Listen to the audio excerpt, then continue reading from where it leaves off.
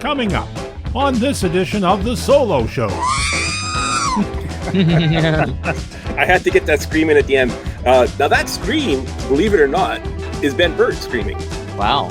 Really? They were running short on time or something like that. At the end of the day, he needed an R2 scream. So he said, you know what, I'll just do it myself. And he recorded himself screaming. And that's what R2's scream is. And they use that same, every time you hear R2 screaming, it's a recording of Ben Burtt screaming. That's cool. But we were talking about how some of those sounded very old. Like he sounds a little bit different now, R2-D2, on when we heard him recently. He sounds, maybe, and it could be just because the recordings now are higher quality and they're different. That's probably most likely the case. This and a whole lot more coming up right now on The Solo Show. Brought to you as always by Victor Naraki Realtors, serving Disney and the greater Orlando area with celebratingflorida.com and disneyatyourdoorstep.com. The future is bright indeed. We're all of us dreaming of the better days ahead, and a part of your bright new future could be a move to where the magic lives in the greater Orlando area of Florida. One of the biggest decisions you'll make when considering a move is selecting a realtor who can successfully match you with the right home in the right location at the right price. Victor Naraki is the realtor who can help you make the move you've always wanted to. Whether you're a first-time homeowner or looking to move near Disney World, Victor is in your corner. If you are looking for an experienced real estate agent covering all of Central Florida, please visit disneyatyourdoorstep.com today and find out just why you should work with Victor. I encourage you to create a free, no-obligation account on his website. By doing so, you'll unlock the website's full potential and be able to enter specific criteria, save listings, and browse new properties sent to your email. Visit disneyatyourdoorstep.com today or visit his Facebook page, Victor Naraki Realtor. And don't forget to tell him The Solo Show sent you. Joining you again on this edition of The Solo Show. Oh, wait a minute. This is the wrong franchise. Broadcasting from the Solo Studios, located in the third smuggling crawl space of the Millennium Falcon, here in Winnipeg, Manitoba, the center of North America, on this little planet we call Earth. This is The Solo Show. On this adventure, Stan pulls out 2 guest host chairs for Eric Walker and Captain Rickster from the All About Sci-Fi podcast. They're going to talk sound in the Star Wars universe and how important the right sound in the right place can be. I kinda still want to use that voice though. So now, please welcome your host, the man who played the electric kazoo on Dare to Dream. Here's Stan Solo. Nailed it. Hello and welcome to another edition of The Solo Show. I am Stan Solo as always, and today I have two guests in the guest host chairs. Both from, I don't know if you're originally from California, but you're living in California now. We're going to start off with a new guest that hasn't been on the show before, Captain Rickster. How are you and welcome aboard? I'm doing great, and I'm actually a native Californian. You are not. All right, right on. I hear so many people move there after, so that's why I'm not sure. No, I was born in California, up in north. Right on. And so also joining me, he's been on the show before. You know him, Eric Walker. Welcome aboard. And how are you today, my friend? I am absolutely amazing. It's a great day to be on the Solo Show. I'm excited. So I'm here with Captain Rickster. So it's going to be a lot of fun. Right on. And Eric's probably best known for being on the Ewok TV specials back in the early 80s, late 70s. But currently, you guys are working on, you have like a podcast video type thing on YouTube called All For Sci-Fi. Rickster, why don't you tell us a little bit about All For Sci-Fi? All For Sci-Fi is anything that's sci-fi out there, whether it's book related, comic book related, movie related, music related. We interview all that stuff. We go and watch, and we come back and we give us our 1 to 5 to whatever we think it is for people to go out and watch. If it's 3 or below, we don't even advise them to go out there to see it. If it's 3 or above, tell them to go out there and see it in the movie theater, which is really great.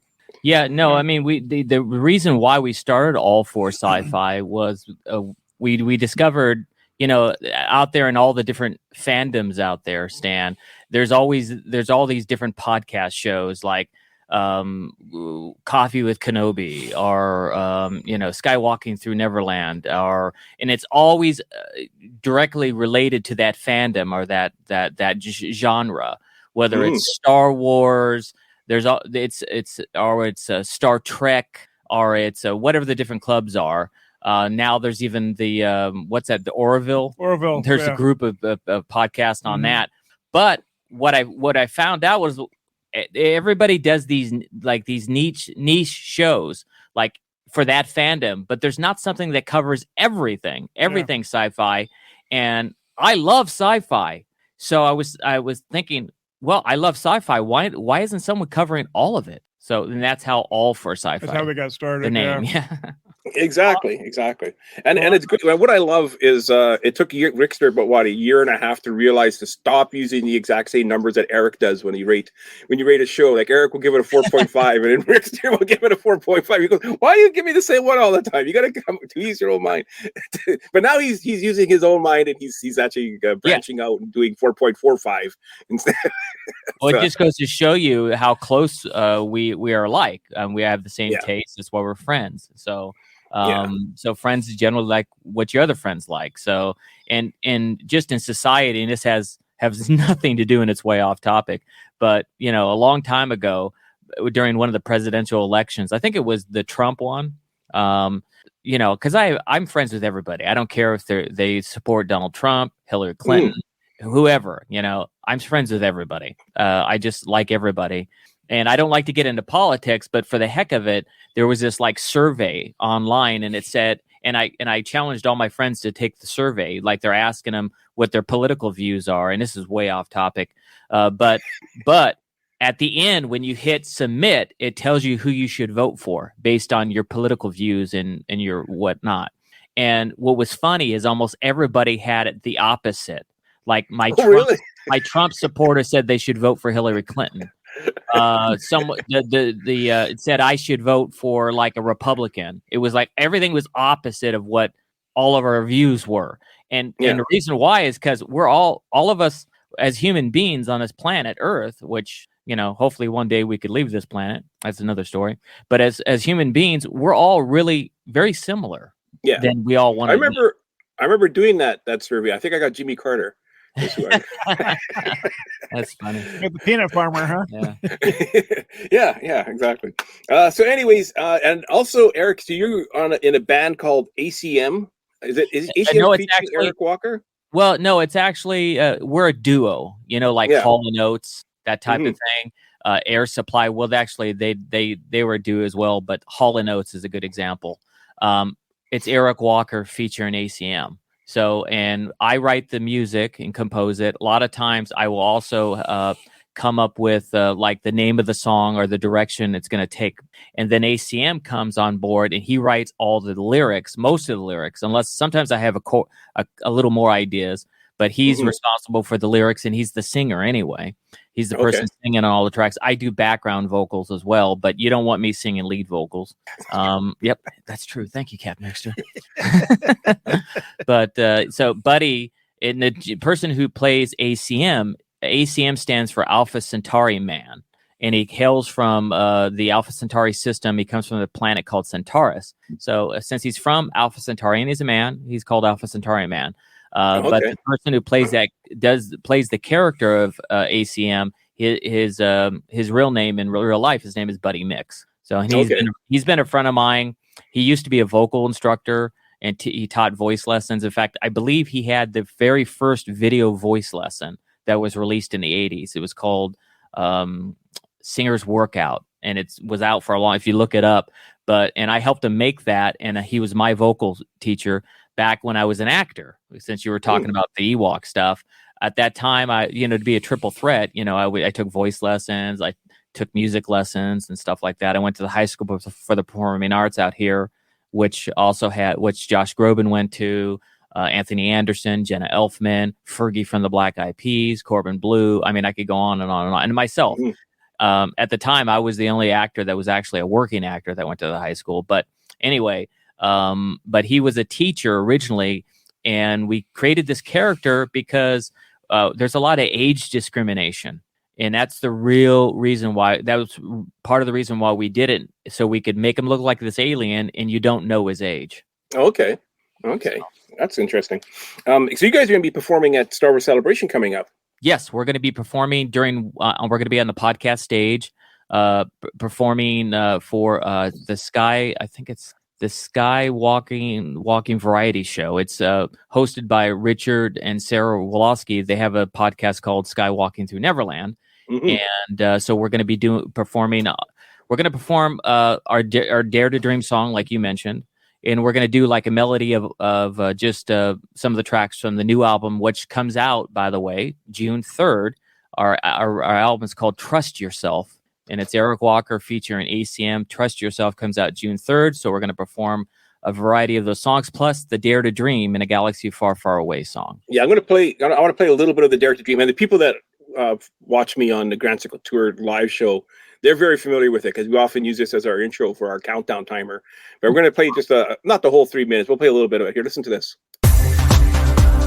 Why are you just sitting there? What's your problem? Are you scared? Everything is magic here. We make it up out of thin air. Nothing's complete. Nothing's concrete. Sweet or sour, it's what we make. The question is the answer to most everything. The Wookiee, Han, and Luke would sit back and wait.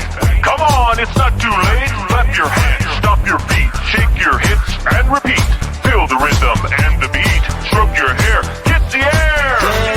1, 2, 3.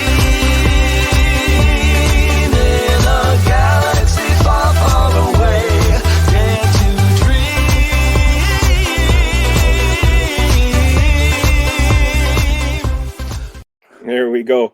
That is so good. You know what? When I first played that, my co-hosts were kind of, what is this? I've never heard this before. And after about the third week, as we were warming up and that countdown was going, we're all dancing in our chairs and kissing the air and combing our hair, waiting during the warm-up. The dance. That's cool. Yeah. So that's awesome. So check that out. If people are going to Celebration, I had my tickets. Can't go now. I'm not going next time. I'd like to meet you. So next time. Yeah. This is going to be my first Celebration I'm missing in quite a while. I went to like the last 3, so in the US. I didn't go to London. Anyways, let's move along. Let's get to our topic here. We're almost 10 minutes in. We're going to talk about Star Wars sound effects. And it's hard to talk about Star Wars sound effects without mentioning Ben Burtt, who is, of course, what do you say, like the father of Star Wars sound effects? Oh, yeah, for sure. He's like, not just Star Wars. I mean, he's become like a mentor to all sound effects guys. Yeah. You know, he's taught a lot of people. So, in fact, especially Matthew Wood. I mean, I'm sure Matthew Wood would credit Ben Burtt as one of his mentors for sure, because he still works there. And I remember being a kid, and they had a Star Wars behind the scenes special on TV, and they were showing Ben Burtt making the sound effects on that special back in like 77, 78, and I was like, wow, I didn't realize this was a thing even. I get that. I was a kid, I didn't know, but it was absolutely amazing to me. And ever since then, sound effects have been something I looked forward to. So I gave these guys, I said, give me what you want for your sound effects, and we'll play them. I'll see how quickly I can load them and play them, and we'll kind of talk a little bit about some of our favorite Star Wars sound effects, not in any order at all. Captain Rickster, do you want to start us off? Sure. Which one do you want me to play? Which one? Well, you pick one. What do you have for your what is your favorite sound effects? My favorite sound effect would be probably the intro to Star Wars. Well, I mean, that's not really a sound effect. Well, it's Captain Rickster. He's here, everybody. We'll get you back for the John Williams sound effect or music special. Let's see. Sound effects. The Wookiee effect. Wookiee sound. The Wookiee. So this right here. Yes. There we go. One. So Chewie, of course. Do you know how they made Chewie sound effects? I think it had something to do with an animal. Like, was it like a cow or something? It was and they added a couple different things. It was a bunch of different things, I believe. It was a bunch of different things. Yeah, the lion. You're right. But one of the main one was when they were in Tunisia filming A New Hope. They had these pack mules. Oh, And- okay. Oh, yes, That's they would right. do it, yes. That sounds. And yeah, they were kind of complaining a lot, and Ben Burtt was with them on the set, and he goes, "Hey, that's a really good sound. I'm gonna record that." Yep. It sounds like Great. It sounds like a donkey doing something like that. Yeah. So that was one of the sound, but like you said, it's all sorts of mixtures of all sorts of. Well, different yeah, different and they probably lowered it too. It depends on how it were. They could take things and they could lower it as well. I think they probably messed with it electronically a lot too. Yeah, exactly. Alrighty, Eric, what do you have for me? Well, I mean, I'm gonna go. Of course, you guys knew I was gonna do that, and it's so cliche, but I like the Ewok horn sound.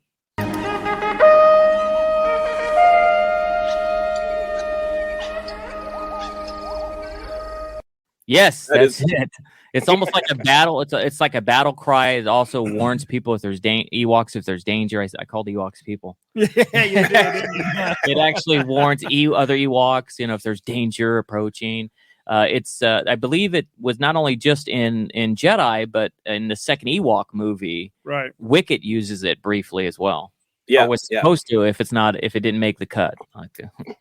Yeah, that's a great one. That's a great one for sure. Absolutely. I'm going to stick with the Ewok theme, and one of my favorite sound effects.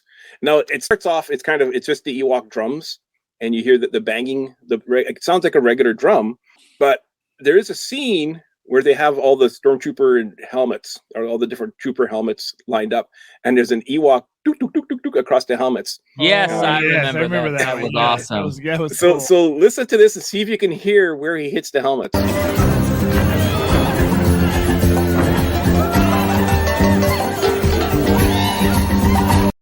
Yes. yes. So you know that somebody somewhere in a sound lab banging pots together, or using a wooden yeah. spoon on some pots. But still, it was a great sound. Yeah, and it was kind of a good laugh too when you saw that scene. Mm-hmm. Okay, Captain Rickster, you're up there. Here we go. He's actually got one too. Eric's beating his own drum. An Ewok drum.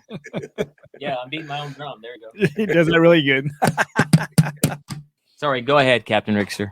My next favorite one would be the speeder bike. The sound effects of the speeder Ooh, bike. that's a good one too. That is a good one.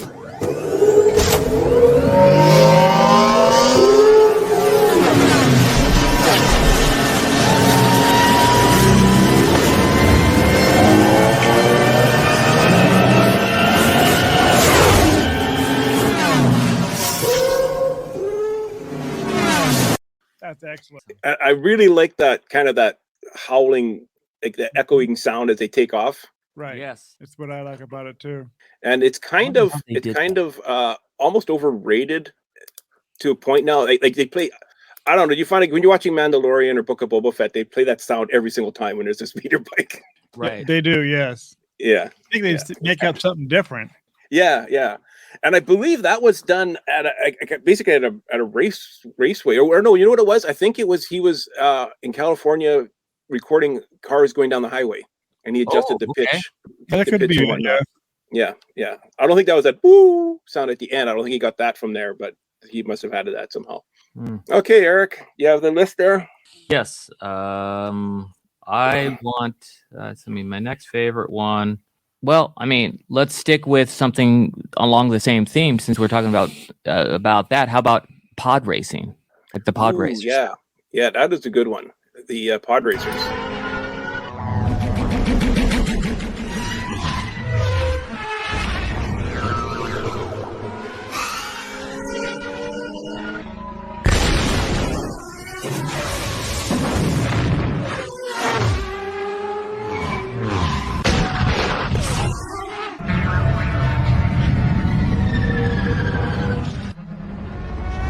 Yes. And they probably used Formula One racing, Captain Rickster was just saying when we were listening. It sounds exactly like a Formula One car taking off and going through the straights and around curves.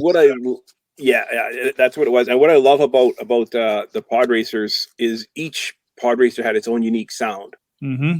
And then my favorite, of course, was Sabula's with that boom, boom, boom, boom, boom, boom, boom, boom, kind of sounded like a Harley that needs a tune-up idling. And it sounds like kind of like it kind of sounds like he looks too. It's like he's kind of got that weird droopy look, like, and of course his sound's going to be the same. It's because it's his car. They say we look like our cars. That's true. Well, our pod racers. Our pod racers, yes. You look like our pod racers. Yeah. Okay, so that is a good one. That is one of my favorites for sure. I'm going to go with one. Now, this is from my favorite movie, and this is probably my favorite scene in my favorite movie, and that's the attack on Hoth Rebel base, the AT-ATs.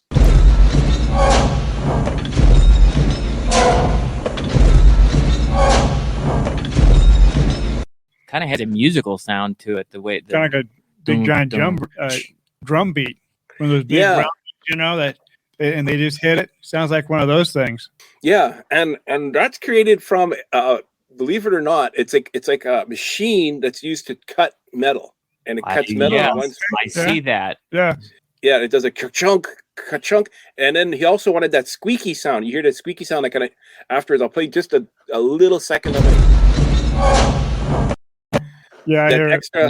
That is, he was taking some garbage out to the dumpster at home, and the lid was closed on the dumpster, and he opened up the dumpster lid, and it made a squeaky sound. And Ben Burtt goes, "Hey, that's a good sound." He went and got his recorder. Knowing him, he probably had it on him. So he recorded the dumpster lid being lifted up. And so that was a mixture of those two. The funny thing is with that dumpster, that same dumpster, if you, in Return of the Jedi, when Han's in carbonite and he falls, right, and there's that sound when he lands. I don't have that sound ready to go, but that's that same dumpster with the lid falling. Is that sound there? Right. So whose turn? Yeah. Okay, we got Captain. All righty. What's next? Oh, you know what I like? I like a laser blaster. That is a really cool sound. Yeah. And I would know that because I've shot a laser blaster. Yeah. Now, was it hard when you were filming to not do the pew pew sound when you were with your mouth? You're funny. I guess you're in character, and I didn't hear the sound, of course, or see the laser, but they use squibs. So as I pointed, there's a guy doing the practical effects on the set, and as I went like that, you hear the squib go off, and and you see sparks flying everywhere. So that helped us as to stay in character, even because you felt like you're in a battle scene. Yeah. Okay, let's listen to some lasers. I got an assortment of them here.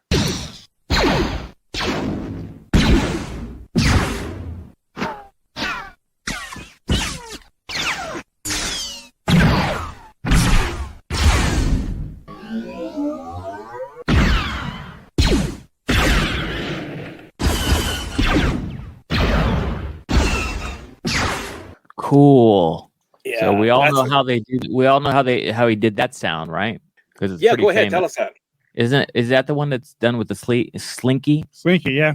Or is that the or they do that with only the ships? I think it's all laser type fires. Well, it was more. He had the guide wire coming off of a radio station tower. Yes. And he found if he hit it with a wrench or a piece of metal, it made that twing sound. Right.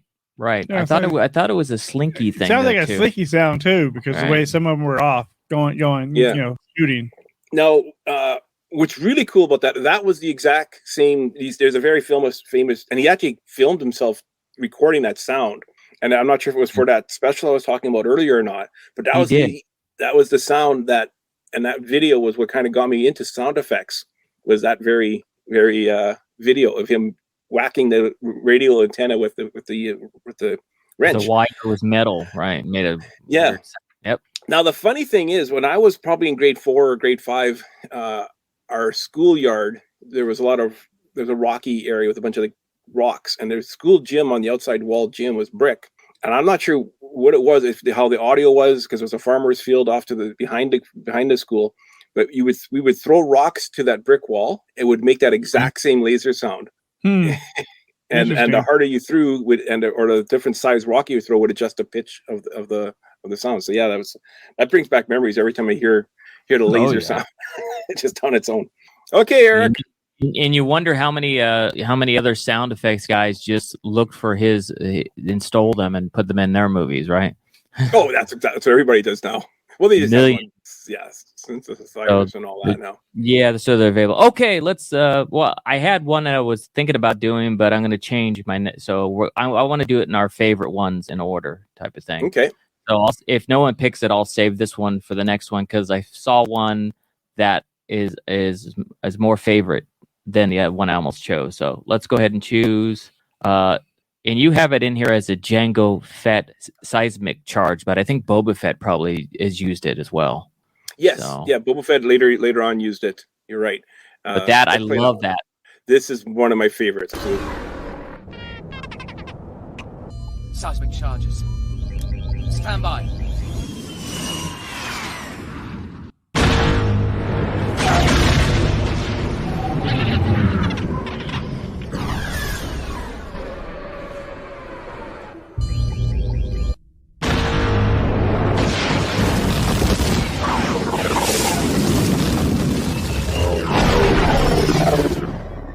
Yes. Yeah, because we go to Disneyland a lot, and on the Star Tours ride, Boba Fett uses one of those, and R2D2 hits it, so it doesn't. But we hear the like that too. It's pretty cool. I remember seeing that in the theater first time, and that little bit where it goes quiet before it explodes.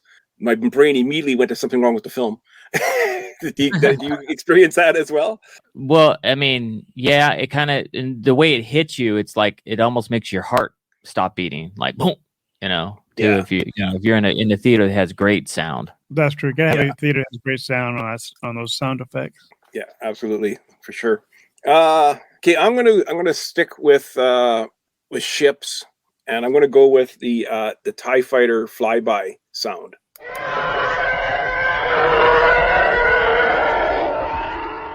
Yeah, different ones are very unique. The TIE Fighter sounds very unique, very different than the X-Wing.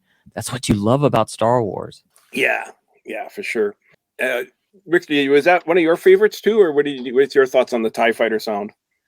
It's actually a great sound. I mean, I'm trying to figure out how they made that sound, which is really interesting because it sounds like, I don't know, I can't really describe the sound. It's short. Can you play it again? And then you can think about it.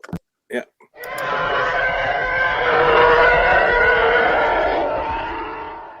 It almost sounds like a Formula One racer or something. Right. So I was probably to say a Formula One racing car going down the straightaway.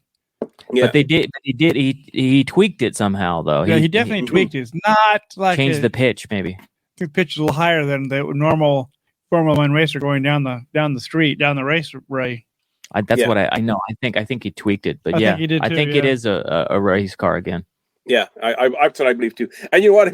It was just a matter of watching the DVD or Blu-ray with Ben Burtt commentary. We would find out because he basically explains how he does all of these in that thing. But it's been so long since I've watched them that honestly I can't remember. Where is this at? Is it on like one of the DVDs? Yeah, it's on one of the DVDs or the Blu-rays that came out, and it has the Ben Burtt audio commentary. When you watch it, I want to watch it again because it's been so long. Yeah, really. Yeah. Forgot. Yeah, same here. I haven't watched them since the DVDs came out, so it's been a while. Cool. Well, my next favorite one is RTD2. Well, our R2D2. R2D2.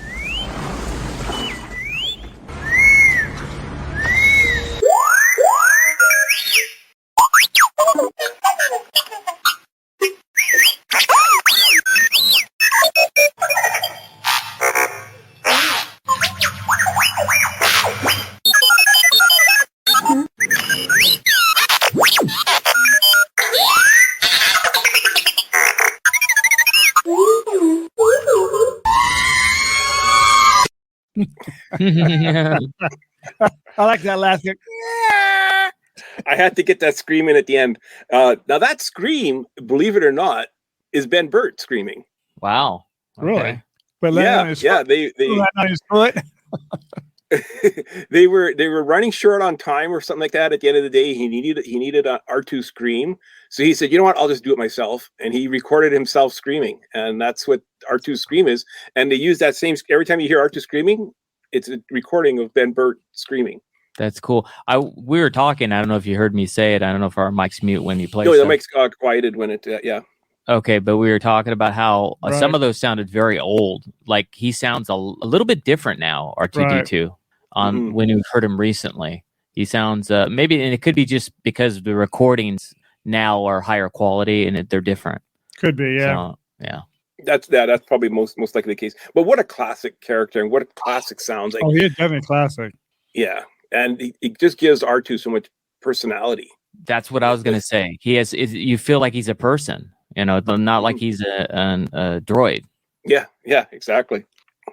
I'm gonna kind of cut the line here because we were talking about the R2 scream being the oh, jeez, I lost my spot. There it is. Ken, cut this out.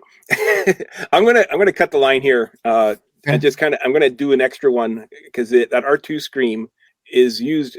It's another time where Ben Burtt uses his voice as a sound effect. So I just want to play that because we're on the topic of R2 and his scream.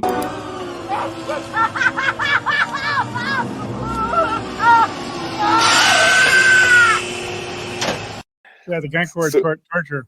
The torture. Yeah. Torture, yes. Yeah. The gonk.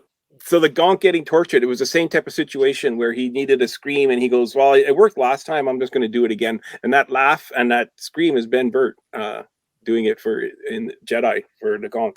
It sure worked. Speaking of that was going to be the gonk droid was going to be my next one. And it's for Gingy over at Order 66 Toys because he loves the gonk droid.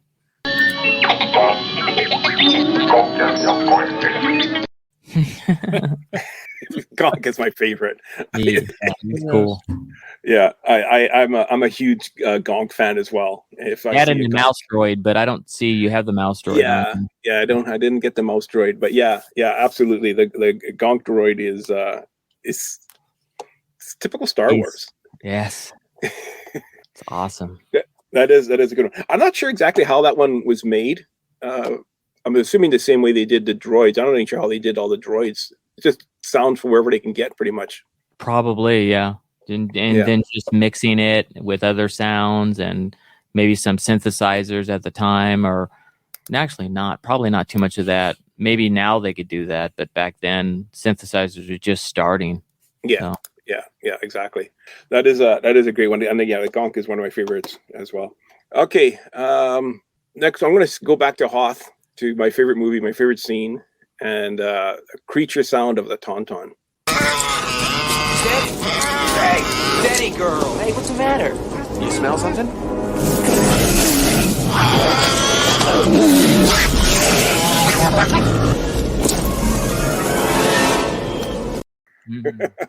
Yeah, cool.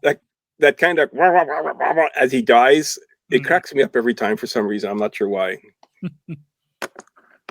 Is that I'm not sure how that one was done either. I'm assuming it's just a mixture of animals put together. I know there's some talented people that could do it now on their own without any synthesizers or anything like that. Yeah, synthesizers have a lot of sound effects. They could do a lot of stuff, which is similar because it's. I could recreate a lot of Star Wars sounds. Let's put it that way. Yeah. Especially if you use like a mini Moog and some of those other, because some of the synths had samplers. So what they could do is, like for example, it would have been easier for Ben to record it into the sampler because then if you wanted to change the pitch, you just do it on the keyboard. It's really quick. Mm-hmm. So I did years and years ago. One of the first songs I ever recorded. And I don't think I have it handy, but I did like a roaring sound, and I recorded it, and me going roar, and I lowered it, and it sounded like I was this huge monster, almost like the Gorax from our movie. Okay. And I didn't do it; it was just part of a song I was doing called it was for a play, and they wanted me to write this theme song for it. It's a play called The Shattering, and they're doing this dance, and this monster's roaring all the way through the song. I actually released a newer version of The Shattering, but without the roar sound I think it was on my album Brand New Day. It's called The Shattering if they want to look it up. But I wish I would have given it to you. Maybe I could email it to you and you could slip it in, or if you're doing editing. then you could hear me doing a roar sound. But yeah, that's typical. Synthesizers actually, I'm sure Ben Burtt and I'm sure Matthew Wood or all the people locally now are using those. Instead of have to go out and do all those recordings like Ben. Oh, for sure. So yeah, nobody's out there chasing garbage trucks to get the sound from the garbage truck dumping something. Yes. So yeah, are showing up at the racetrack, recording for the TIE Fighter. Yeah. Okay, Captain Rickster. You gotta wait a second. You gotta bring back up the list. Okay. Or if you don't remember anything. I don't remember anything. Well, there you go. It's Captain Rickster. Oh, Darth Vader. Oh yeah.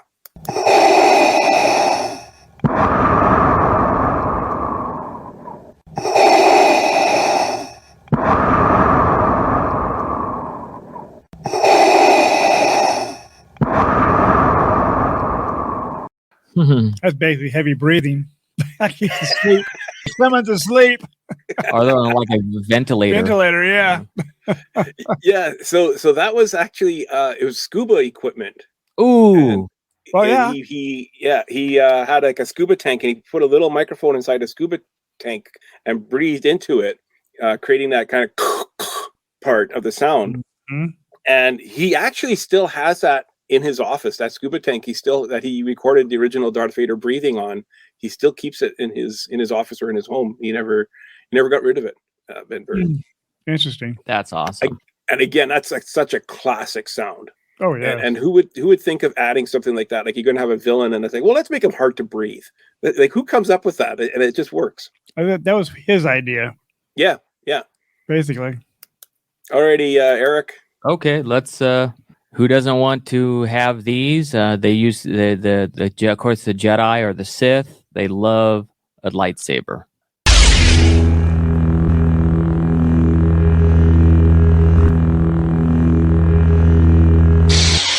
How iconic is that to Star Wars? Oh, I know. Huh? Yeah, that is probably the number one Star Wars sound, I would say. Yep, I have to agree. I agree with you on that one. Yes. Yep. Yeah. If I were, how was that? Do you know how he made that sound? Yeah, he was working in a theater as a projection student, and they had these film projectors, and when they weren't running, they were humming, and they had that sound, and it kind of filled the room. And he always liked that sound. Now, this was before he was doing sound effects, but he always did like that sound. So when he needed to get a sound for the lightsabers, he went back to a projection room, like the room like where he worked in as a kid or as a teenager, and he recorded that sound, that humming sound. And so that was the sound of a static lightsaber standing still. Right. And then to get the sound where the lightsaber was moving, like when the lightsaber moves, it doesn't just hum, it kind of gets closer and further away from you. Sure. So what he did was he played that sound over a speaker, and then he had a microphone at the end of a stick. And as he watched the movie, he moved the stick with the lightsaber at the end of, or the speaker at the end of it, or the microphone at the end of the stick, away and to and from that speaker. And that created the sound getting louder or quieter, which created movement. If that makes sense. Brilliant. It does make sense. Yes. It's brilliant. Yeah. Only someone that does recordings would know to do something like that. His recordings are like, they're alive. They're so good. And he must have been like a kid in a candy store. That's for sure. Oh yeah. Yeah, for sure. Yeah. So yeah, that is probably the most iconic, and I think my favorite sound effect from all of the Star Wars is hands down. I'm going to talk about another creature. So this is more of a voice, but Ben Burtt was responsible for creating the sounds for it. And the way he got this, he actually hired an actress. She wasn't an actress. Her name was Pat Welsh, and she was standing in line picking up film at a store, and he heard her voice, and he said, "That is a really good voice." So he asked her, "Would you like to do the voice of an alien? I'm a sound designer, and I'm looking for alien creatures." So at first she didn't know, like, a stranger comes up to you. She was an elderly lady. She was retired. Yeah, she has zero acting experience. That was the furthest thing from her mind. So I want to play the movie that he hired her for. E.T. Home Phone. So E.T. So she was the voice for E.T. And then when he was doing Jedi, he needed another voice again. Oh no! So this time he hired her to play. Was it Bush, the bounty hunter that Carrie Fisher, Princess Leia, pretends to be? Bosch. Maybe. in Jabba's palace. Yes, You can tell that's her voice. Definitely tell that's her voice, yes. Yeah, so he kind of gave her just nonsense words to say. When they originally filmed it, Carrie Fisher did the talking, and then they dubbed it over top with Pat Welsh's voice. And that's who knew that Bush or Bosch, however you pronounce it, had the exact same voice as E.T. Well, we do now. Yeah, well, I didn't know it either. There's some trivia from the Solo Show. There you go. So I thought that was a too good of an opportunity to not share that with everybody. Okay. All righty, Captain. Let me see here. Oh, I know. The Imperial Probe Droid.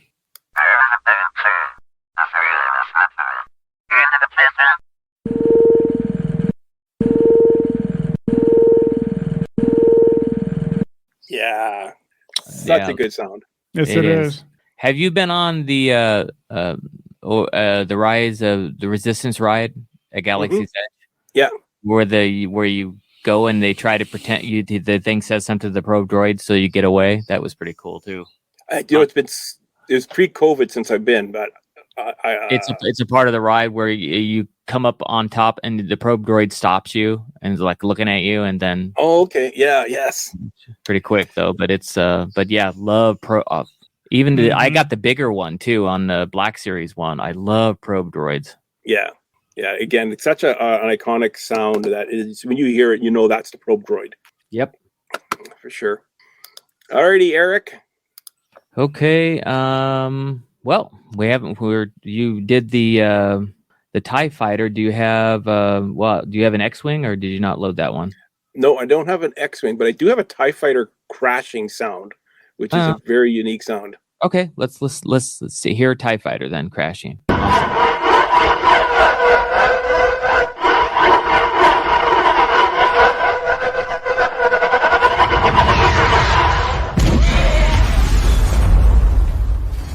Wow, that is a very unique sound. Yes, it is. Yeah, it has that TIE fighter quality, but there's something not quite right, and you might want to hit the eject button when you hear that. I think he's in a blender. Yeah. Again, I love that sound, and of course, we first heard it in Empire Strikes Back in the asteroid field. Was where we first heard it, and then they also reused it again in the newer movies of the TIE fighter spinning out of control before it, eventually hits something. Mm-hmm. I'm wondering, do you know how he made that? I'm wondering how they made that. Did he it almost sounds like it's a car or something slowing down, and it just kind of yeah, or I'm wondering if he played the TIE fighter sound and just kind of put a microphone on a string and spun it around. That sounds like that's kind of good call. Yeah, I think that's what he did. That's how I would do it if I was doing it. Let's go back to the Ewok village, and I actually have something for Caravan of Courage here, which of course Eric was in. The Ewoks' voices. I'm not sure how they made. Maybe Eric can help us out with this. I don't know, but let's listen to some of the Ewoks' dialogue. Wicket the youngest is told he must stay behind.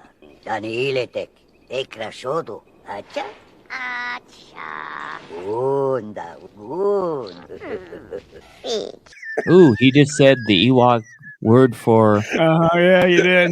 Bad word. I was going to ask you that. So his dad's telling him, good boy, and of course Wicket gives him a 4-letter word at the end. Well, if it's not a 4-letter word, maybe he meant, let's since they're kids and they're like fun for kids, maybe it's like shucks or shucks, maybe, or darn, or darn, or something like that. But I could tell you word like darn. Yeah, there you go. But different for adults. But I think you started to say about the. I believe they just hired voiceover actors to do that, and they auditioned them. I know that like Warwick Davis, for example, he got called for Ben to come. He got called. It was called Sprockets Systems back then. It wasn't called Skywalker Sound. Yeah. By the way, they changed the name. And even at one point, I got called in too, also to do some voiceover to make sure I could do what we call ADR, which is automated dialogue replacement for short. And they want to make sure I could redo the dubbing for Mace. And you're going to get an exclusive on the show too, because Sindel, her voice in the first Ewok movie is not her voice. She couldn't do it. She was so young. At 4 years old, she couldn't handle the dubbing process. So her voice in Caravan of Courage is actually played by Tiffany Brissett, who was an actress. Later, she was the robot on Small Wonder, the TV show. But she did Sindel's voice in the first one. But we all got a shot to do it, including the actors, and that's why I brought it up. I know you're playing Ewok characters, but they all got a chance to audition for their own voice. So Warwick got a chance to audition for Wicket. Other characters like Tony Cox or Kevin Thompson, who is Chukatrak, or Tony Cox, who is Whittle, or Weechie, who was played by Debbie Lee Carrington. They all got a chance to audition, and they recorded their voices. And George ultimately decided, of course, Sindel couldn't do it, so I was okay with it. It was my voice anyway, but he didn't like the quality of the voices for the Ewoks, so he hired voiceover actors to do that. There's nothing other than the fact that it's a voiceover actor. There's nothing unique about it except for they actually hired a lady to create the Ewok language. In Jedi, the Ewoks didn't really have an official language. So when they decided to do the three Ewok, well, it's two. We didn't do the trip. They were supposed to do a trilogy. But when he was going to do the trilogy of the Ewok movies, George actually hired someone to create an official Ewok language. So they have it, and on old newspapers, I might be able to find one where they talk about it in one, because they were doing interviews at the time when the movie came out, and with Lucasfilm, and they talked about how it's a combination. The Ewok language is made up of different languages in the world. It has Vietnamese in it. It has Tagalog, which is Filipino, and a couple other languages, but they're all made up basically of Asian languages, and it is a language. Wow. That's awesome. Yeah. Great to know. Yeah. So yeah, and I guess that was kind of, they did that with David Prowse for Darth Vader. Like, that's not David Prowse's voice. They got James Earl Jones to do the voiceover. Right. And similarly, they did it. How the Marauders, how the King Tarek in Ewoks About a Foreigner, he speaks a certain way too to his Marauders. He has a language as well. But the Marauders have their own languages. Nice. Well, it's good. It's awesome that they put so much into those specials like that. Yeah, that's great. Right. Okay, I'm gonna go with this is kind of one of my favorite sounds from the prequels, and it's a creature sound from that Ben Kenobi rides his creature.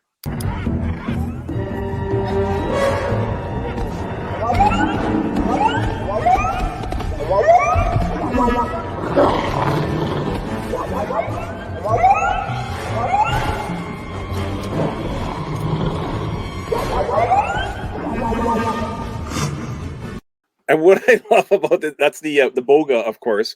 And what I love about the Boga is you're not sneaking up on anybody when you're riding that creature, because it's screaming the whole time. It's not known for stealth. Right. when you're riding the Boga. Alrighty, Captain Rickster, we're getting down to the nitty gritty here now. Okay, how about the tractor beam blast off? Yes, well, it's turning off. Turning off. Yeah, turning off. So Ben Kenobi sneaking around the Death Star, he goes up in the tower and turns off the tractor beam, which is an amazing sound.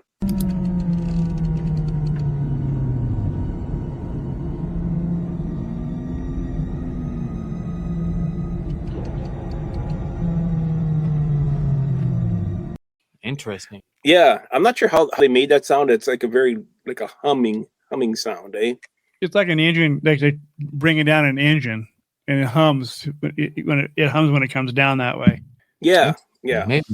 And the funny thing is, it's almost the exact same sound as the Death Star itself warming up before it fires. Commence primary ignition.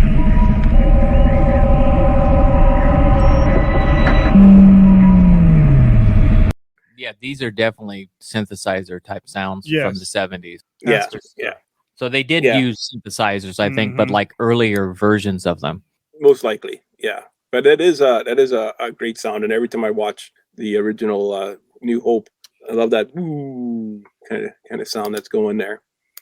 Awesome. Okay, Okay. we got Eric. Yeah. I'm going to go with something from The Mandalorian, Grogu slurping as he's eating his frog eggs. Excuse you. Really? Bad manners. we had to get a Grogu in there just because, well, he's Grogu. So we needed a Grogu in our show. That's true. They still got it. They're still doing great sound effects. Yeah, for sure. That was such a great episode too of Mandalorian with the frog egg lady. Okay, Captain, we got Misty Rojas plays the frog lady. Sorry, who? That's Misty Rojas is the person inside the costume. Wonderful person. So she awesome. plays frog lady. Yeah. Friend of yours, or I'm well, I haven't met her yet, but I have her on Facebook and we chat a little bit. So, and I'm asking her how, because I'm not involved anymore in the production side. So anytime I get a chance to meet the newer generation, since I'm an OG, I like to, have a conversation with them to see what's going on, because, back then it felt like a family when we were working for Lucasfilm. Everybody worked hard. They loved their job, especially the workers behind the scenes. A lot of them were, George tends to use people over and over and over behind the scenes once he likes you. And, it just felt it felt great. It felt like a family atmosphere. So as I was chatting with her, or like Emily Swallow, who plays the armorer, she said it's very much like that. The way Jon Favreau and Dave Filoni run the set, you feel like you're part of. We know that we're a part of something special because it's Star Wars, and I felt that way when we did the Caravan of Courage, because Star Wars is already was a very big thing. Who knew it was going to go on for this long? But it was great to hear that the tradition's still happening. And Jon Favreau and Dave Filoni, they're using the same crew on the second season. On the other, Book of Boba Fett, it is a big family atmosphere, and that made me feel. It makes my heart warm to know that it's still like that. That is good. That is really good to know for sure. Okay, Captain Rickster, there's 2 left. You get 1 and Eric gets 1. Which one are you going to steal from him? Oh, I really don't know yet. You got the Falcon breaking down or the Wilhelm scream? What do you want? I want the Wilhelm scream. There you go. Was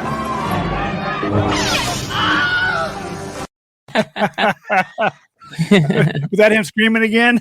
Yeah. Is going down? Was that Ben again? No, actually, that comes from an old movie from a long time ago. It was a Western. The name of the movie escapes me, but Ben It wasn't Burtt. Psycho? Is that where that came from? No, it was a Western movie. But Ben Burtt thought that was a funny sound of a guy dying. He gets shot, and as he falls off his horse, he makes that scream. So he used it in A New Hope. Of course, when the stormtrooper is falling off at the Death Star trench, the Death Star catwalk there. And as a lark, he put it in Empire, and then he put it in Jedi. And it just kind of took off, where everybody uses the Wilhelm scream now in everything that they do. It's in commercials. It's in, every TV show, every movie, all the time. And it gotten to be so much now that they no longer use it in Star Wars movies because it's became so cliche. Other than saying, I have a bad feeling about this. Yeah, really. Yeah. For everything. Yeah. That cliche they still go with. But yeah, it's a fun story, and how it's just something silly that took off. Yeah, I know. Definitely, we've all heard of that before, for sure. Oh yes, many times. Okay, so who doesn't love the Millennium Falcon? Right? Oh yes. Everybody loves the Millennium Falcon except when it won't start. Watch this. Watch what? Watch what? Yeah, really. That sound effect of it trying to start and just we've all experienced that in our cars at one point in our life, where we go to turn the key and it just doesn't want to start. The battery sound. Yeah, exactly. A clicking. So Click. yeah. So anyways, and that sound actually comes from a a biplane starting up. Okay. Okay. Yeah. I can hear that. Yeah. That jin. It's just trying to start up, and it takes a couple of rotations before it gets going. It's that little bit that's from that, and he adds a couple of like he does all the time, different sounds and whatnot to play with it to fix it. Yeah. Sorry about the telephone ring. Anybody heard that? That wasn't part of the show. That's not the sound effect. But anyways, I didn't hear so that kind of Star Wars. I didn't know phone ring itself. It's Star Wars. Where'd that come from? Yeah. That was from the unreleased version of the Ewok third movie. That telephone. Yeah. So that kind of concludes our sound effects show. But for people that are listening, did we miss one? What was your favorite sound effect that we didn't get? Let me know. Message me in the comments or talk to me on Facebook, wherever you are. I'd love to hear back from you. What's the sound effect that we missed? Eric, Captain Rickster, I want to thank you so much for coming on. This was a lot of fun. I was looking forward to doing this show for months now, and I just needed to find the right people to do it with. So I'm glad that you were able to join me. Any final thoughts? It was fun. Thank you for having us. Oh, yes, wow. definitely fun. Even if I did lose my memory a couple of times. It's okay. It's Captain Rickster. Captain Rickster. And you guys can check out Captain Rickster and Eric Walker every Saturday evening. What time is it in your it's 5:00 Central. It's 3:00 Pacific, 6:00 Eastern, and wherever you're at in the world, just it's 3:00 Pacific, and you could figure out your own time zone, because we do have people all over. I mean, we have people that are watching us in Australia, in Africa.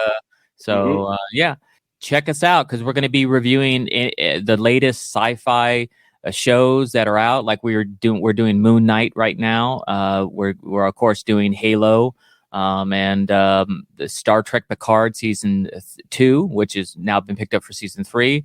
After that, we're doing Star Trek, the new show with what's it called? Strange Worlds, isn't it? Strange World, yes. Yeah. And which looks great. Mm-hmm. And Kenobi's coming out at the end of the month. Yep. So, and not only that, we just did what was that movie we just did just recently? The Secrets of Captain Rickster. He pulls a Captain Rickster. He says the Secrets of Dumbledore. Yeah. Secrets of Dumbledore. But this coming weekend is going to be Doctor Strange. Yes. Starting May 6th through the 9th. I'm looking forward to doing Doctor Strange, but I sound like a broken record on our podcast, because I keep talking about how we are living in the golden age of sci-fi, and we really are.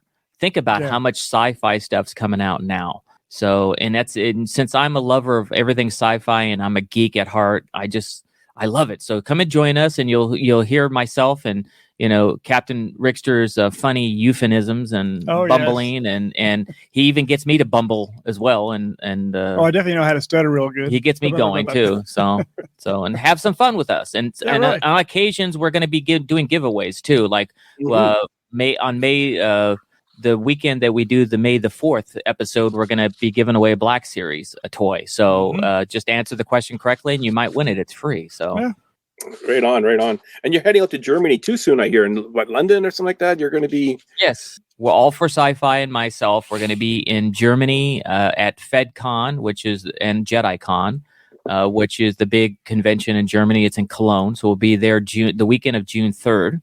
Mm-hmm. We're going to be in London at the London Film and Comic Con, covering that for All For Sci-Fi, and I'll be there as well in July, the weekend of July 7th. And 8th, and we're going to be at Celebration. I'm sorry, Stan, you're not going to be at Celebration, but All For Sci-Fi is an official media outlet for Celebration. We got a media pass, so we'll be covering that coming up here May 25th, or I believe the 28th. Yeah. And last weekend of May. After that, we're going to be we also are official outlet for like WonderCon and San Diego Comic Con. So we're going to be covering San Diego Comic Con at the end of July. Mm-hmm. We're also going to be doing D23 in September. And then at the end of the year, LA Comic Con and Designer Con. So we got our plate full this year, guys. Oh, yes. Well, I'll see you at D23 Expo. I'm going to book my flights this weekend, probably, or by Monday for sure. I got my tickets already. So good. I'm looking forward to that one. Alrighty. Can't wait to meet you. And what I love also about your show is the way you sign off every episode about doing good. Yeah, that comes from my dad. That, as a kid growing up, he would always tell me to be a nice guy and do something good. So that's something passed down from my dad, and it really is. It doesn't mean that you have to go out and spend money. It doesn't mean that you have to do some physical labor. I mean, you could even ask someone how their day's going. Just do something, one act of kindness a week, and then someone else will feel the good love and energy of maybe they'll do something, and it just pays it forward, and it makes the world a better place. Oh, always. Yeah. That's so beautiful. I love that. I love that you end each episode with that. Captain Rickster, Ken, take it away. I can take it away, huh? No, yes, they can take it away. Yes. Okay. No, can take it away. Can take it away, huh? If you have a brilliant idea for a future edition of The Solo Show and would like to take your turn in the guest host's chair, then drop us an email at thesoloshow01@gmail.com. Tell us your idea for the show, and we'll contact you about a date and a time for you to join us. If you would just like to keep the conversation going or have a comment about a previous show, then visit us on Facebook at The Solo Show. All logos, sounds, and songs that are made by and for Disney and its affiliates are owned solely by the Disney Corporation and are not, nor are they intended to be, the ownership of The Solo Show podcast. We hope you'll join us for the next adventure on The Solo Show. Thanks for listening, and bye for now.